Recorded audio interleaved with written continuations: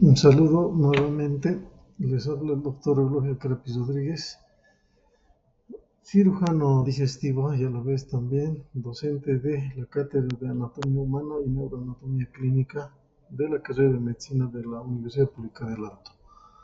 Hoy vamos a tratar un tema bastante interesante y también importante por su trascendencia, tanto anatómica como también clínica sobre todo, ¿no? Por tanto, vamos a hablar del mediastino y de un órgano muy importante contenido en este espacio llamado mediastino, ¿no? Como es el corazón.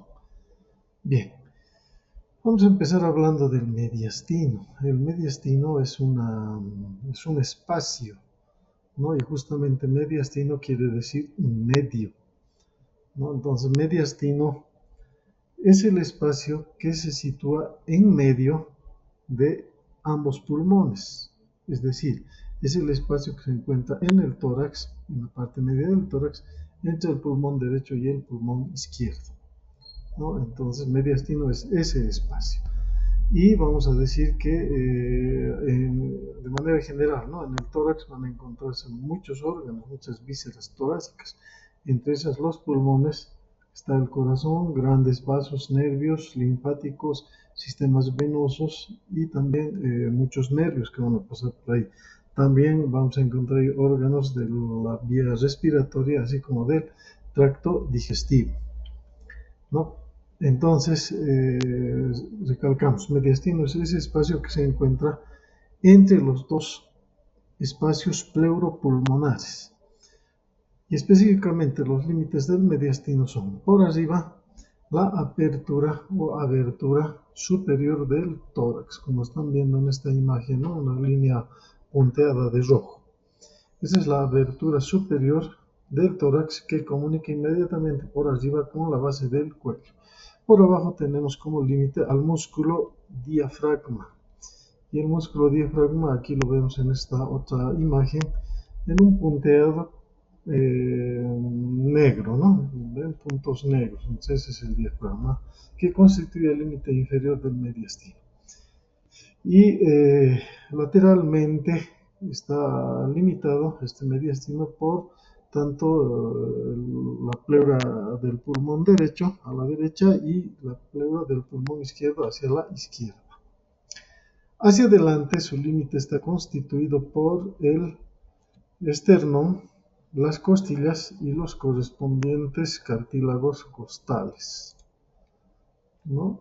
Y hacia atrás está limitado por la columna vertebral, es decir, por las vértebras, ¿no? Que van a constituir junto con la parte más medial de las costillas, ¿no? Un canal llamado vértebro costal. Entonces, el canal vértebro costal junto con estas vértebras constituye el límite posterior de el mediastino, ¿no? Y específicamente las vértebras involucradas son o van desde torácica 1 a lumbar primera. Entonces vamos a ver en esta imagen, ¿no? El resumen. Superior, el límite es la abertura torácica, inferior es el diafragma, anterior la cara posterior del esternón, los cartílagos costales y los espacios intercondrales. Hacia posterior, ya hemos dicho, la columna vertebral y finalmente lateralmente los sacos pleuropulmonares. Este espacio así descrito como mediastino, vamos a decir que también se divide o se subdivide en otros espacios, ¿no? Primero se va a dividir en un mediastino superior y un mediastino inferior a través de una línea imaginaria que va desde el ángulo external o ángulo de Lewis, que usted se acuerda, ¿no? Que habíamos visto ya antes. Esa línea parte de este ángulo y se dirige hacia atrás hasta el borde inferior de la vértebra T4. Entonces esta línea constituye o divide al mediastino en un mediastino superior y un mediastino inferior. A su vez, el mediastino inferior, que ya lo hemos descrito, se va a dividir en tres espacios: un mediastino anterior, un mediastino medio y un mediastino posterior. El mediastino anterior es el espacio más reducido, vamos a decir, de estos tres mediastinos, ¿no?, que se encuentran en el mediastino inferior. El mediastino anterior va a estar limitado por delante por el esternón y las costillas, y hacia atrás por el pericardio y el corazón. Este pequeño espacio va a contener parte de una glándula importante, como es el timo. También va a haber ciertas estructuras vasculares, como arterias, venas y uno que otro nervio. Pero sobre todo este espacio va a estar lleno de tejido graso. Luego el mediastino medio, el cual es el más extenso, el espacio tal vez más extenso de este espacio llamado mediastino inferior, y contiene sobre todo al corazón. Está ocupado por el corazón y su cubierta lo que es el pericardio. Finalmente, detrás del corazón hay otro espacio llamado mediastino posterior, ¿no? Este mediastino posterior contiene muchas vísceras, ¿no?, tanto arteriales, venosas, nervios, linfáticos y otros órganos más, ¿no?, que se va a ver más adelante. Bien, el mediastino anterior decíamos que contenía sobre todo al timo, ¿no? También está lleno de tejido adiposo y también ciertas estructuras vasculares que pasan por esta región, ¿no?, como ser las arterias torácicas internas. Bien, hablamos entonces del timo, que es el órgano tal vez más importante que está alojado en este espacio. Vamos a decir que el timo es un órgano, es una glándula que se define como un órgano linfoide, que está ubicado sobre todo, ¿no?, al nacer, está ubicado en la parte anterior e inferior del cuello, pero se extiende hacia la parte más superior del mediastino anterior. Este timo es una glándula aplanada y también lobulada, tiene múltiples lóbulos y se sitúa en el mediastino anterior detrás del manubrio esternal y se va a extender tanto inferiormente ocupando el mediastino anterior. Esta glándula es más desarrollada en los recién nacidos, pero a partir de la pubertad comienza a sufrir una involución y es primero que reduce su tamaño y después es reemplazado por tejido graso en casi toda su extensión. Va a estar vascularizado, va a estar irrigada este timo por ramas intercostales anteriores y ramas mediastínicas anteriores de las arterias torácicas internas, que también pasan por esta región, como lo habíamos dicho. Y sus venas van a ir a desembocar en las venas brachiocefálica izquierda, torácicas internas y tiroidea inferior. Y los vasos linfáticos del timo van a drenar hacia los nódulos linfáticos paraesternales, brachiocefálicos y traqueobronquiales. Bien, dicho de esa manera, pasamos lo que es el mediastino y nos vamos a desarrollar lo que es el corazón. Bueno, el corazón es la víscera torácica más grande que va a alojarse en este espacio llamado mediastino medio. Desde el punto de vista de su función, el corazón es una bomba, vamos a decir doble. ¿Por qué? Primero, que ejerce presión para expulsar la sangre del corazón hacia la circulación y a la vez produce también un efecto de succión, es decir, succiona la sangre que retorna hacia el corazón, ¿no? Entonces, en su definición funcional, vamos a decir que es una bomba doble de presión y succión autoadaptable, cuyas partes van a trabajar coordinadamente o al unísono para impulsar la sangre a todo el organismo. Del lado derecho del corazón, el corazón derecho, va a recibir sangre poco oxigenada que se torna de la circulación y llega al corazón a través de la vena cava superior y la vena cava inferior, como estamos viendo en esta ilustración, ¿no? y esa sangre que llega a este corazón derecho es bombeada a través del tronco pulmonar hacia los pulmones, donde se produce la hematosis u oxigenación de la sangre, ¿no? Es decir, el oxígeno, perdón, la sangre poco oxigenada llega a los pulmones y ahí se oxigena y va a retornar hacia el corazón a través de las de las venas pulmonares, ¿no? Va a estar llegando al corazón a través de las venas pulmonares para luego pasar hacia la arteria, perdón, hacia el ventrículo izquierdo y de ahí esta sangre ya oxigenada va a ser bombeada hacia la circulación a través de la arteria más voluminosa del cuerpo, ¿cuál es la arteria aorta? Bien, decimos que el corazón es una bomba doble, ¿no? Por tanto, también es un órgano hueco, es un órgano eminentemente muscular, pero también hueco y por tanto vamos a decir que tiene 4 cavidades. 2 cavidades, vamos a decir, superiores, que son las aurículas o llamadas ahora atrios, no tanto derecho como izquierdo. Y 2 cavidades inferiores, que son llamados ventrículos, uno derecho y otro izquierdo. Los atrios van a recibir la sangre que va a llegar, ¿no? a ellos y esta sangre va a pasar hacia los ventrículos. Bien, vamos a hablar de las capas que componen la pared del corazón, ¿no? Entonces esta pared, la pared del corazón, está formada de la superficie a la profundidad por 3 capas. Primero, bueno, aquí hay un error, ¿no? En realidad vamos a ir de la profundidad a la superficie. Vamos a hablar primero del endocardio. El endocardio, que es una capa que tapiza la cara interna del corazón, ¿no?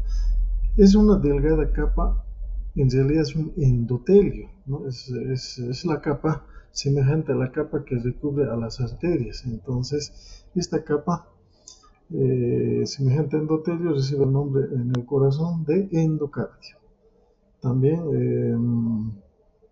vamos a tener el miocardio, que es la capa de músculo, que es una gruesa capa media, ¿no? de músculo cardíaco, que básicamente forma, o vamos a ver más adelante, que tiene una disposición bastante especial.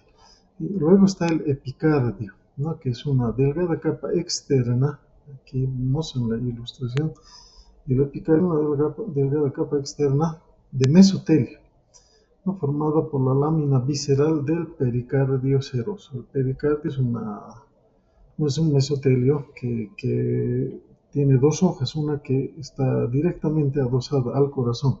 Esa capa recibe el nombre de epicardio.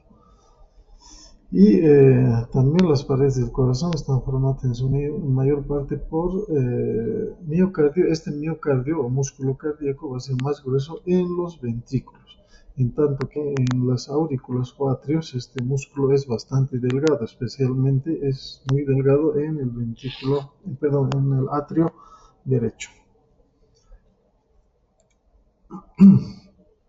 Bien, esa musculatura del corazón está organizado, vamos a decir, o está fijado o tiene una especie de agarre hacia un esqueleto fibroso del corazón.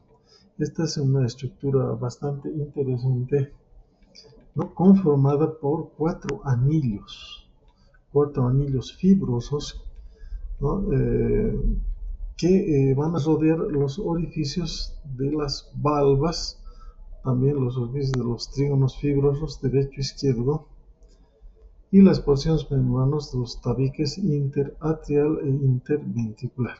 Entonces, vamos a decir que básicamente este esqueleto fibroso del corazón está formado por 4 anillos. Los 4 anillos están dispuestos, los más grandes, en los espacios aurículo-ventriculares o atrioventriculares, ¿no? Tanto derecho como izquierdo. Uno corresponde también al orificio de la salida del tronco pulmonar y el otro al orificio donde se encuentra la válvula aórtica, es decir, en la salida de la aorta.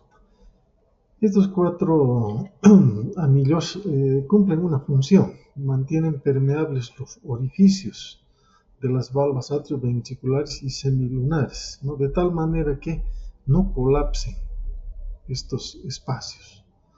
Proporciona inserción para las válvulas y cúspides de las válvulas, eso también es muy importante. Luego proporciona inserción para el miocardio. El miocardio está insertado en estos cuatro anillos.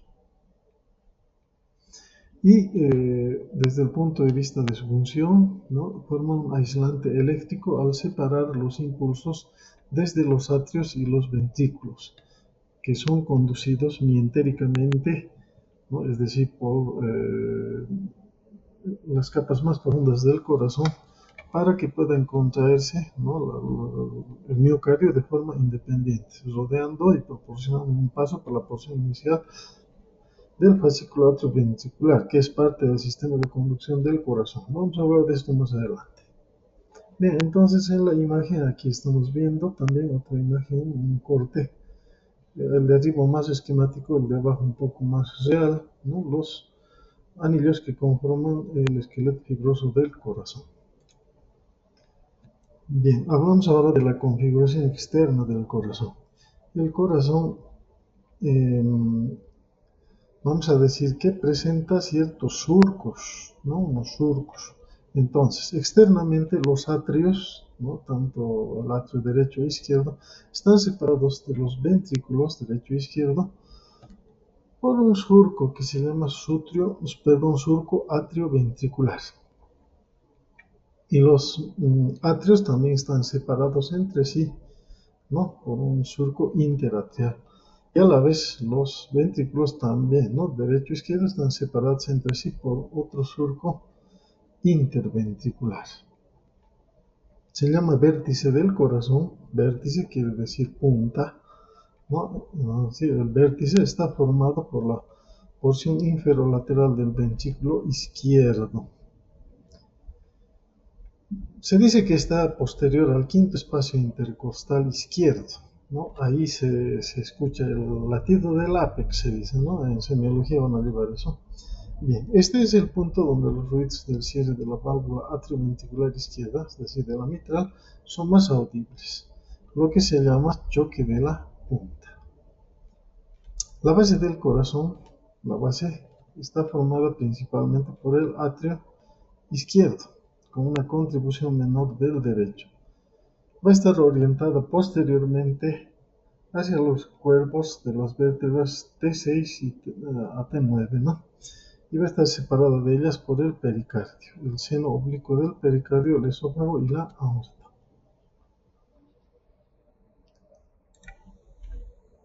Y el corazón va a tener caras, ¿no? Esta descripción de las caras va a diferir dependiendo de los textos que veamos. Por ejemplo, Rubier en el corazón simplemente distingue una forma de una pirámide triangular, en la cual Rubier describe una cara anterior, o si quieren, esternocostal, una cara pulmonar izquierda y una cara diafragmática y una base. En tanto que, por ejemplo, Moore dice que el corazón tiene cuatro caras. Entonces vamos a ver una cara esternocostal que está en contacto con el esternón y las costillas y está formada principalmente por el ventrículo derecho. Luego tenemos una cara diafragmática, que es la cara inferior, que está constituida principalmente por el ventrículo izquierdo, ¿no? Aquí abajo, y en parte por el ventrículo derecho.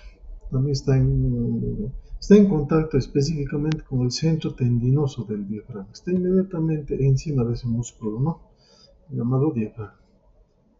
También va a tener una cara pulmonar derecha, que Rubier dice que es solo un borde, ¿no? Pero Moore dice que es una cara pulmonar derecha y que está en contacto con la pleura del pulmón derecho. Y tenemos una cara pulmonar izquierda que es más gruesa, está formada principalmente por el ventrículo izquierdo y produce la impresión cardíaca en el pulmón izquierdo. Los bordes del corazón.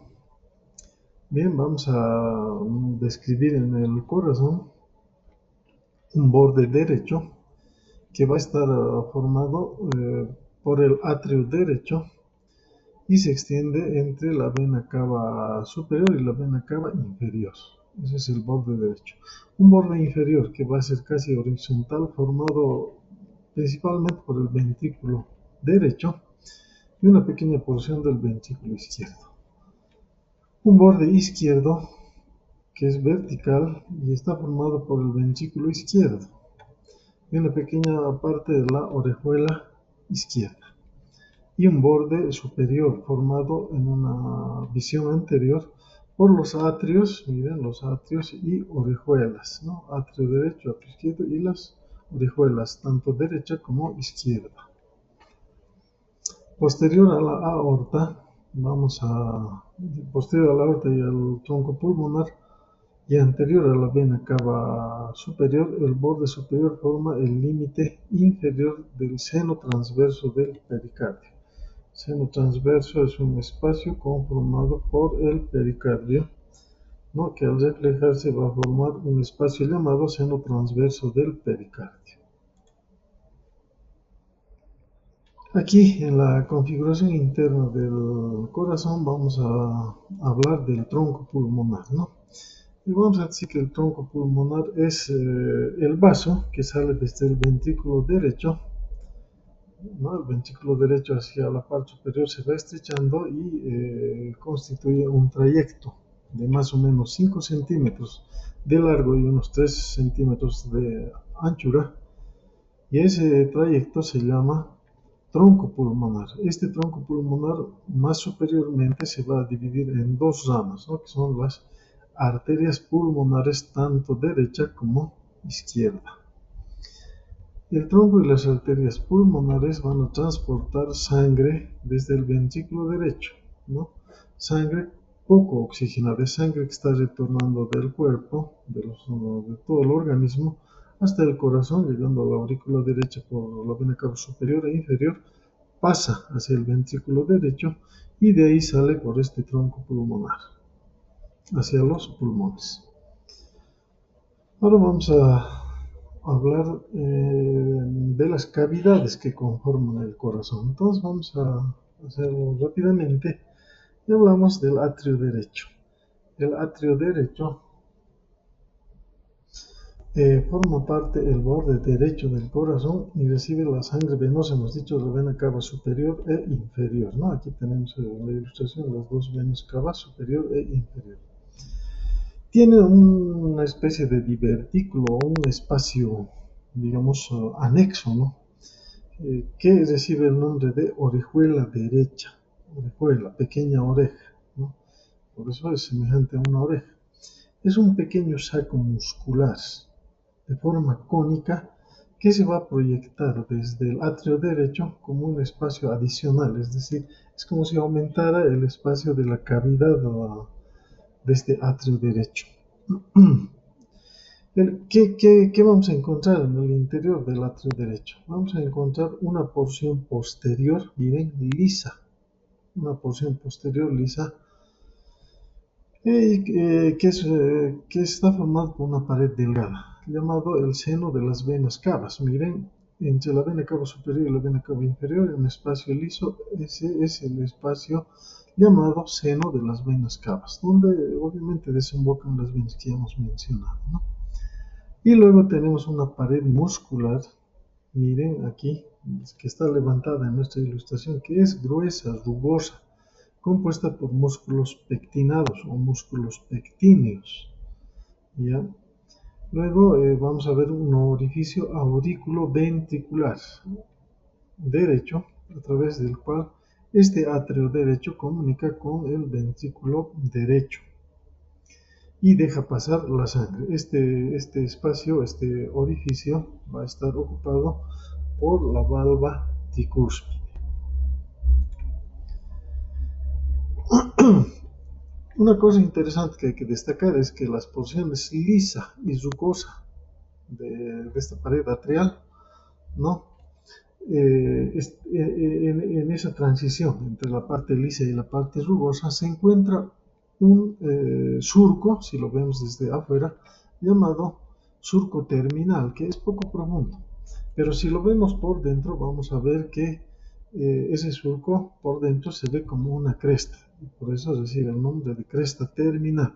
Y esa cresta terminal constituye un límite, decimos, ¿no?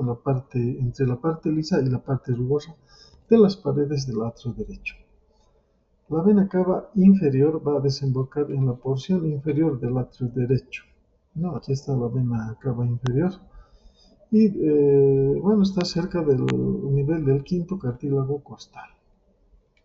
El orificio del seno coronario. El seno coronario es una de las venas más grandes que recoge la sangre del corazón, ¿no? La sangre venosa, ¿no? Es un tronco venoso.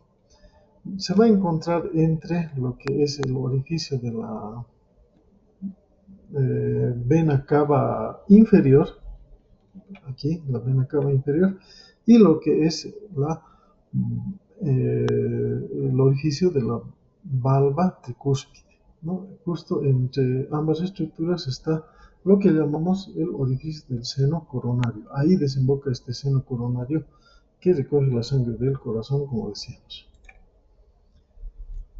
Bien, ahora pasamos a ver el ventrículo derecho. El ventrículo derecho va a formar la mayor parte, decíamos, de la cara anterior del corazón y de su borde derecho.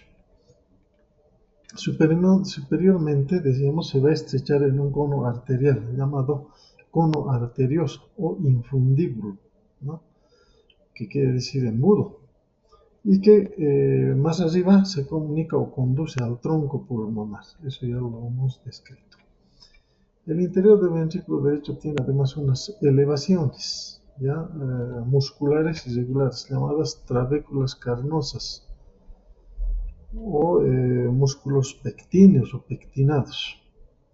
Vamos a encontrar una gruesa cresta muscular, la cresta supraventricular, que va a separar la pared muscular trabecular de la porción de entrada de la pared lisa del cono arterioso. ¿Ya? Entonces vamos a ver lo que es la cresta supraventricular. Aquí estamos viendo en la ilustración, ¿no? Que es una cresta que separa igual ambas porciones, tanto rugosa como lisa, de esta pared del ventrículo derecho. La porción de entrada del ventrículo derecho recibe sangre del atrio derecho a través del orificio atrioventricular, o llamado también agujero atrioventricular derecho, que está ocupado por la válvula tricúspide, ¿no? Se llama válvula tricúspide porque tiene 3 valvas, esta válvula tricúspide, por eso su nombre. Y esta valva se va a localizar posterior al cuerpo del esternón. El orificio auriculoventricular derecho está rodeado, como ya hemos mencionado anteriormente, por uno de los anillos fibrosos del esqueleto fibroso del corazón. El anillo fibroso va a mantener constante el orificio, ¿no? El calibre del orificio de este agujero auriculoventricular derecho, y permite que la sangre pase fácilmente. Ahora hablamos de la valva atrioventricular derecha o tricúspide, ¿no? O valva tricúspide. Esta valva esta valva atrioventricular va a tener 3 valvas, ¿no? Va a cerrar el orificio auriculoventricular derecho. Decíamos que estas valvas se van a insertar al anillo fibroso que se encuentra alrededor de este orificio. Las cuerdas tendinosas se van a insertar en los bordes libres y las caras ventriculares de estas cúspides, lo que antes se llamaba en Rubier, ¿no? Valvas. Aquí Moore las llama cúspides, y esta Y esta valva atrioventricular, según Moore, tiene tres cúspides. Una va a ser septal, una va a ser anterior y otra va a ser posterior. Las cuerdas tendinosas van a nacer, ¿no? Las cuerdas tendinosas son, como dice su nombre, unas cuerdas semejantes a cuerdas finas de guitarra, ¿ya? Y se originan en el vértice de músculos papilares. Estos músculos papilares son unos músculos de forma cónica que por su base se van a insertar en la pared ventricular. Estos músculos papilares se contraen antes que el ventrículo derecho, de tal manera que al tensar las cuerdas tendinosas mantienen firmes y unidas a estas cúspides, ¿no?, de la valva atrioventricular. Bien, en este ventrículo derecho decíamos que hay tres músculos papilares. El músculo papilar anterior, que es el más grande y prominente, aquí está, en esta ilustración está en la parte anterior, se va a originar en la pared anterior del ventrículo derecho. Y sus cuerdas se van a dirigir a las cúspides anterior y posterior de esta valva atrioventricular derecha. El músculo papilar posterior es más pequeño que el anterior y puede constar de varias porciones. Y finalmente el músculo papilar septal se va a originar en el tabique interventricular y sus cuerdas tendinosas se van a unir las cúspides anterior y septal de la valva atrioventricular derecha. Entonces, como han notado, las cuerdas tendinosas que nacen de cada músculo papilar van hacia dos valvas vecinas, ¿no?, de esta válvula atrioventricular. Hablemos un poco del tabique interventricular. El tabique interventricular es una pared muscular que va a dividir ambos ventrículos, o va a separar tanto el ventrículo derecho como del izquierdo. Este tabique interventricular va a constar de dos porciones. Una porción gruesa, ¿no?, conformada por un músculo grueso, y una porción delgada, que es superior, ¿no? Entonces, vamos a ver que estas dos porciones separan a estos ventrículos, tanto derecho como izquierdo.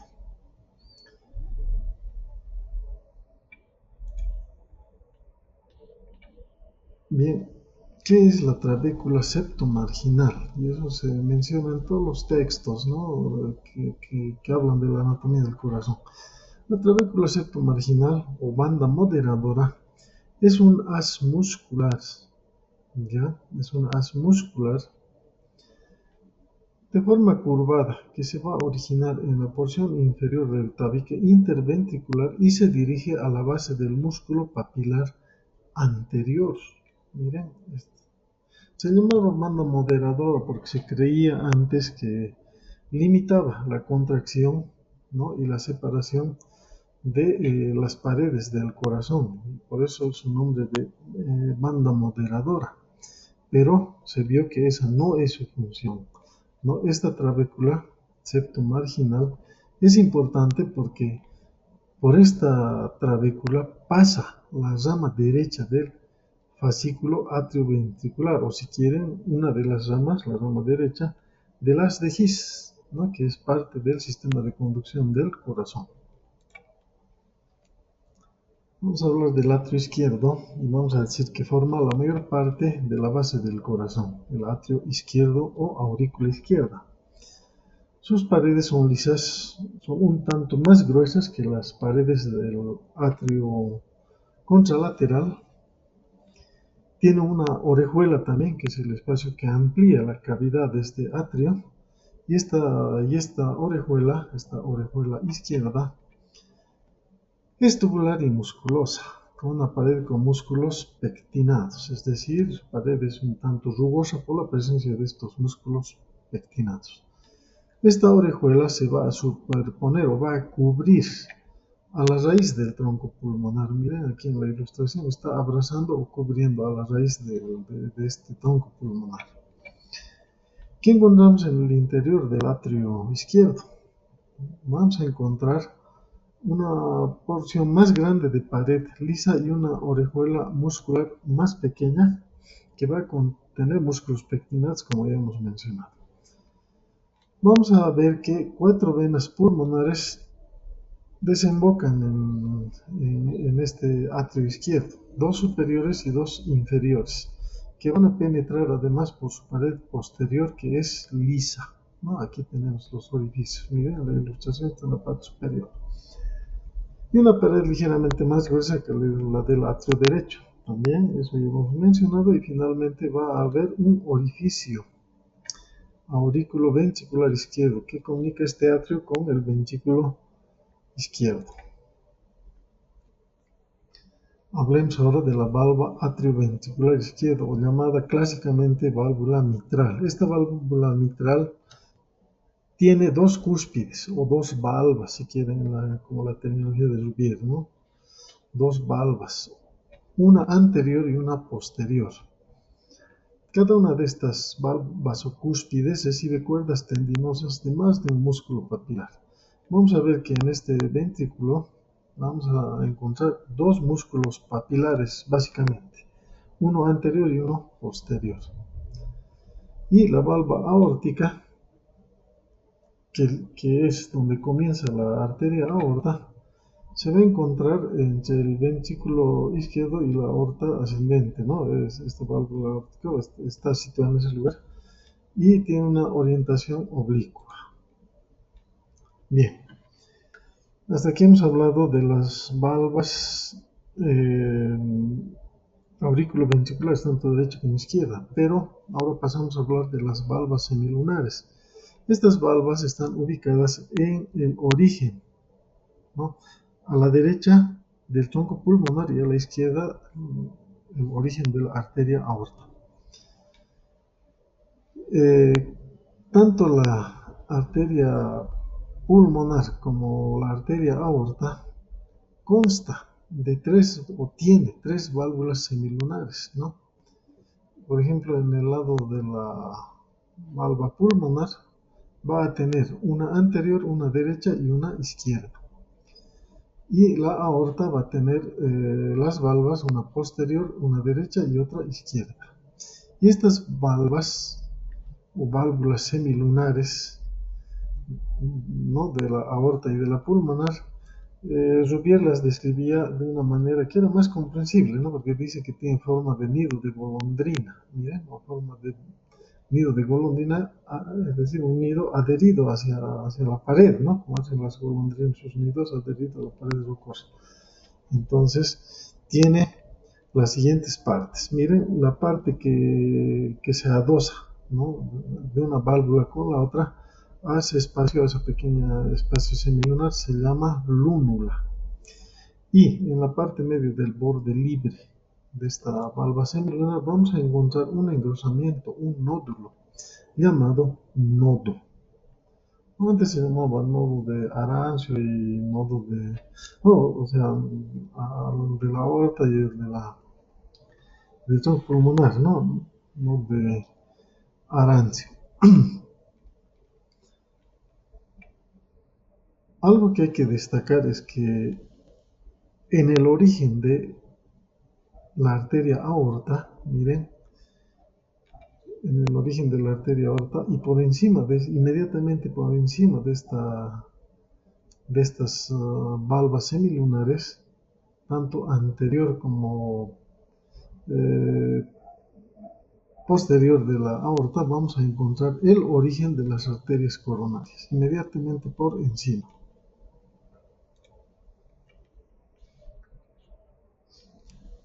Bien, esto es lo que habíamos mencionado ya anteriormente, un poquito de pasada.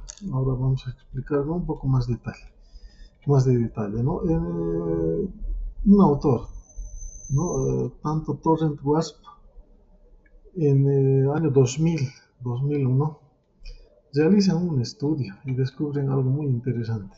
Ellos realizan una incisión, ¿no? En la parte, vamos a decir, anterior o sobre el surco auriculoventricular, perdón, surco interventricular, ¿no? La cara externo-costal del corazón, realizan una incisión y comienzan a separar los músculos que conforman el corazón y ven que, o descubren que el corazón, no, las fibras musculares del corazón están enrolladas sobre sí mismas, que es algo muy interesante, ¿no? Miren en la ilustración lo pueden ver, de tal modo que la musculatura que forma las aurículas está enrollada de manera que describe y dice, ¿no? Wasp, que está enrollada en forma de hélice, de una hélice simple, pero la musculatura que forma los ventrículos, ¿no? Tanto derecho como izquierdo, está enrollado de manera que forma una doble hélice. Y aquí se ve, ¿no? La ilustración, miren cómo va desenrollándose la musculatura. De tal manera que cuando se desenrolla completamente este músculo cardíaco, forma un tubo que comienza en el orificio, ¿no? El tronco pulmonar y termina en el orificio donde comienza la arteria aorta, ¿no? Eso es lo interesante de lo que eh, descubrieron, ¿no? Estos autores, o autor Torrent Wasp, en el año 2001. Bien, ahora pasamos a hablar de lo que es algo muy interesante y muy importante, la vascularización del corazón. Los vasos del corazón provienen, o sea, el corazón va a tener tanto vasos arteriales como venosos. Los vasos arteriales van a denominarse, ¿no? Como arterias coronarias, van a ser dos, una derecha y una izquierda. Y esas arterias coronarias justamente nacen inmediatamente después de que nace la arteria aorta, justo por encima, decíamos, de las válvulas de la arteria aorta. Las arterias coronarias derecha e izquierda se originan en los senos aórticos. ¿Qué es un seno aórtico? En el caso de la coronaria derecha, ¿no? Y en el caso del tronco pulmonar, se llama seno a una dilatación que se encuentra justo por encima de las válvulas, tanto del tronco pulmonar, tanto como de la arteria aorta. Es una dilatación que se encuentra justo por encima del sistema valvular. Y este seno aórtico permite que el momento en que la sangre sale de los ventrículos, tanto izquierdo como derecho, no choque, ¿no? Las paredes arteriales no choquen entre sí. Las arterias coronarias van a irrigar todas las paredes del corazón, tanto los atrios como los ventrículos. Hablamos en particular ahora de la arteria coronaria derecha. La arteria coronaria derecha va a nacer en el seno aórtico derecho de la aorta ascendente y pasa por el lado derecho del tronco pulmonar. Esta arteria, cerca de su origen, generalmente da, ¿no? Una rama para el nodo sinoauricular o sinoatrial, ¿no? Va a dar una rama para este nodo sinoatrial, que es parte del sistema de conducción del corazón. Y va a ir a llegar, ¿no? a este nodo sinusal, que es donde comienza el marcapasos, el marcapasos del corazón. Esta arteria coronaria derecha desciende entonces por el surco coronario y da origen a una arteria marginal derecha. Aquí tenemos en la ilustración, en el borde derecho del corazón, va a dar una arteria marginal derecha que va a llegar tanto el borde derecho, ¿no? del corazón, a medida que se va dirigiendo hacia vértice o ápex del corazón. Luego de dar la arteria coronaria, perdón, la arteria marginal, la coronaria derecha va a girar hacia atrás, continúa por el surco coronario en la parte de atrás del corazón y en esta cara posterior, ¿no?, llega hasta la parte más posterior del surco interventricular posterior, ¿no? Y en esa región se introduce en el surco interventricular posterior y ahí cambia de dirección y se dirige hacia la punta del corazón.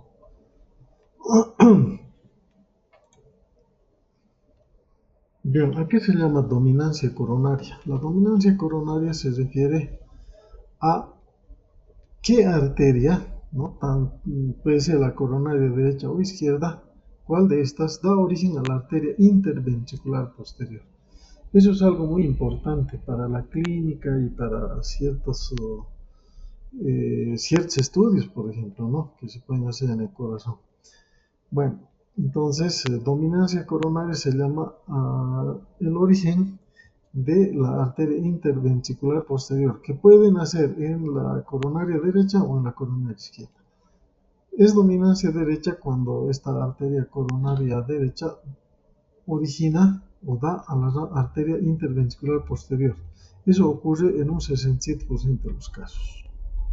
Dominancia izquierda cuando esta arteria va a dar origen a la arteria interventricular posterior en un 15% de los casos. Entonces, en la mayor parte de los casos, la arteria interventricular posterior nace de la arteria coronaria derecha. Entonces, es más frecuente la dominancia derecha. Dominancia balanceada se llama cuando ambas arterias contribuyen a la irrigación del tabique interventricular.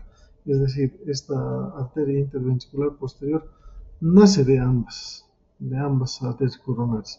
Esto se da en el 18% de los casos. Bien, resumiendo, la arteria coronaria derecha irriga generalmente todo el atrio derecho, la mayor parte del ventrículo derecho. Va a irrigar el tabique interventricular, generalmente dice el tercio posterior. Hemos dicho que una de las primeras ramas irriga al nodo sinoauricular en un 60% de los casos y también al nodo auriculoventricular en un 80% de los casos. Hablamos ahora de la coronaria izquierda. La coronaria izquierda se va a originar en el seno aórtico izquierdo y pasa entre la orejuela izquierda y el lado izquierdo del tronco pulmonar y discurre o va por el surco coronario anterior. En un 40% de las personas da la rama del nodo sinoauricular. Esta rama del nodo sinoauricular puede nacer entonces de la arteria coronaria izquierda en un 40% de los casos. Cuando una vez entra en el surco coronario, llega hasta la parte más posterior del surco interventricular anterior y en su extremo superior se va a dividir en dos ramas, una rama interventricular anterior y la rama circunfleja, ¿ya? Una rama interventricular anterior que va a ir por el surco interventricular anterior y una rama llamada circunfleja que sigue su trayecto por el surco auriculoventricular. Bien, la arteria coronaria izquierda se denomina tronco de la coronaria izquierda porque es muy corto su trayecto, 2 centímetros. Miren, ahí está en la ilustración, 2 centímetros. Y ahí inmediatamente da sus dos ramas terminales que hemos mencionado, ¿no? La interventricular anterior y la circunfleja. La arteria descendente o interventricular anterior va a recorrer el surco interventricular anterior hasta llegar al ápex prácticamente y va a dar ramas para el ventrículo derecho pero sobre todo al ventrículo izquierdo y al tabique interventricular.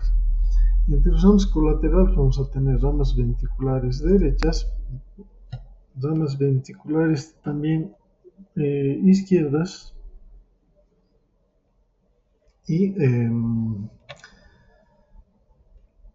va a irrigar la mayor parte del ventrículo izquierdo, la aurícula izquierda. También va a dar parte de la cara anterior del ventrículo derecho y el tabique interventricular.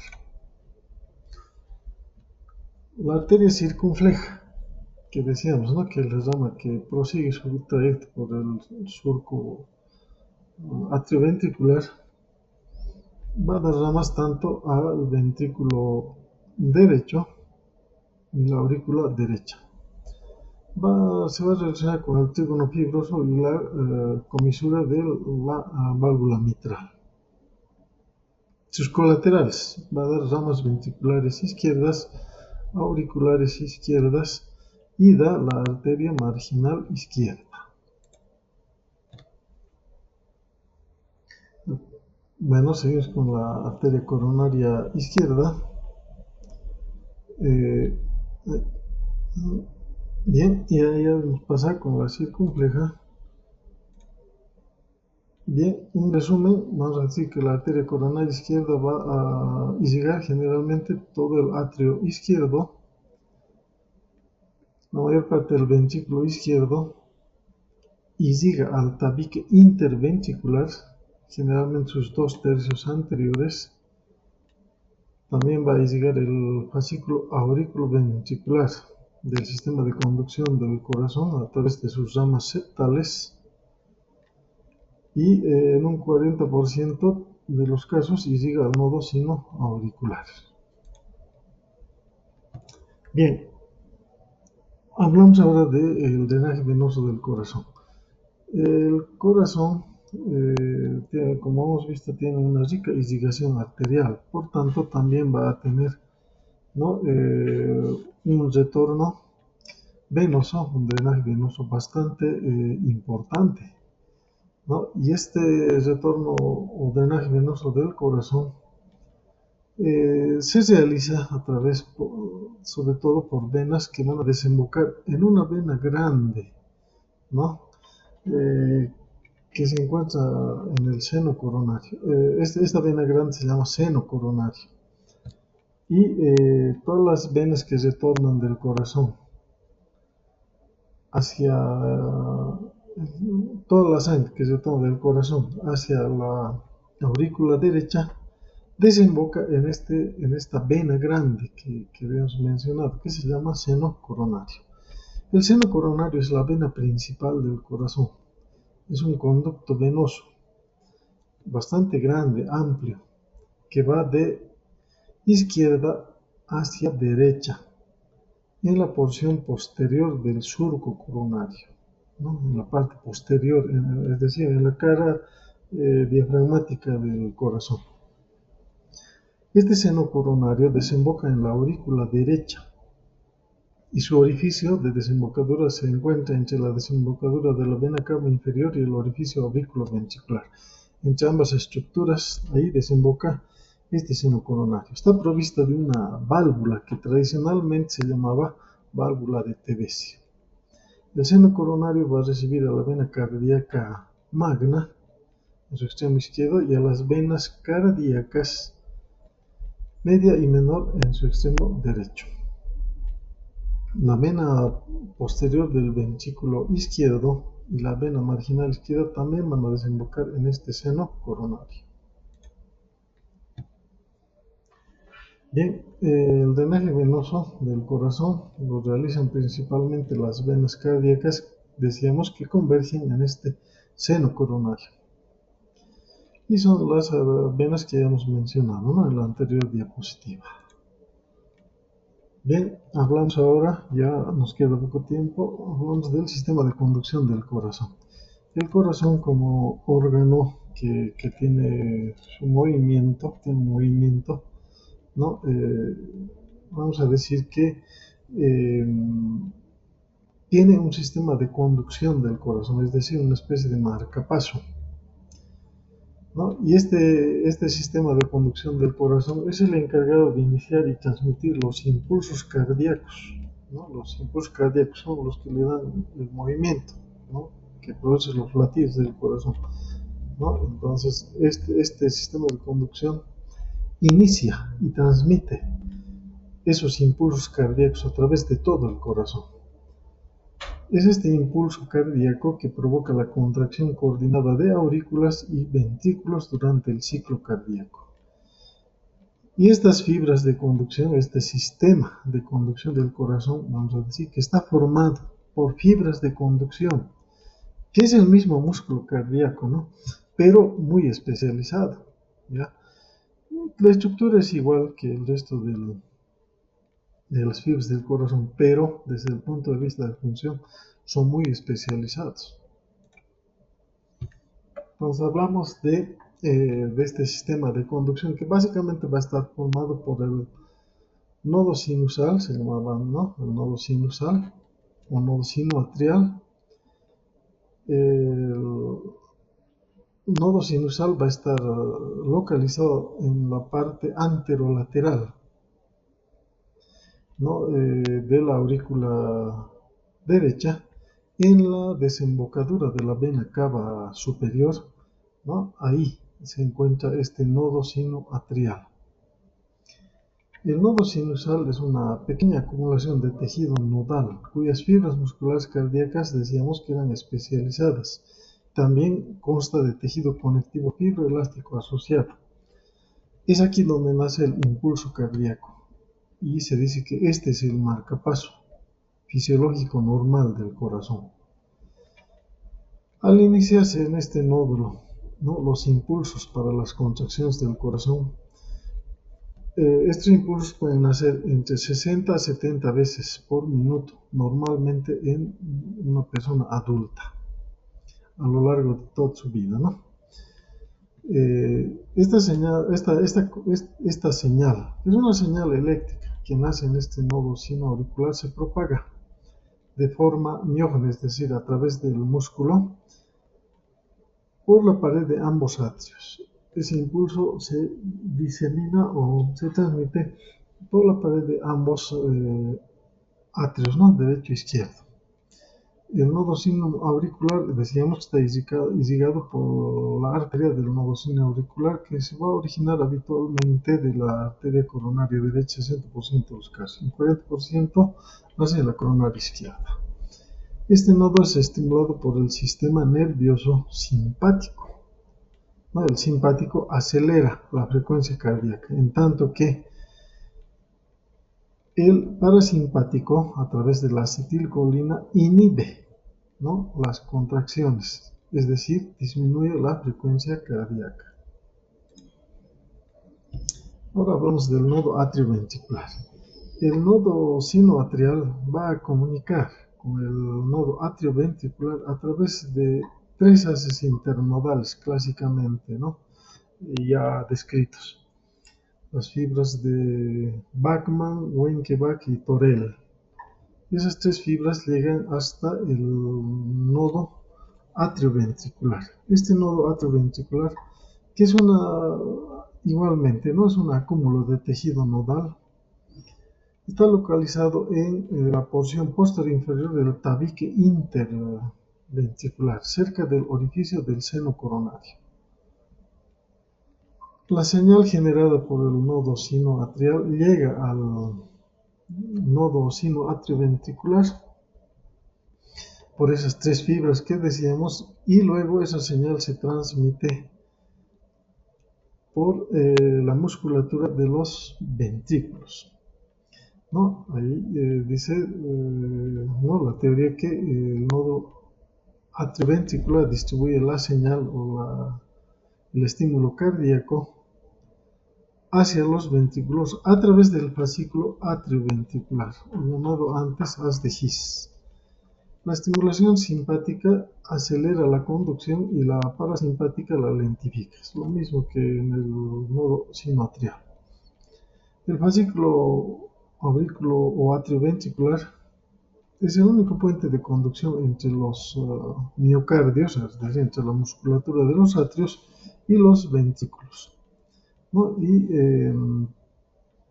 va a pasar a través de este sistema de fibras especializadas que hemos mencionado.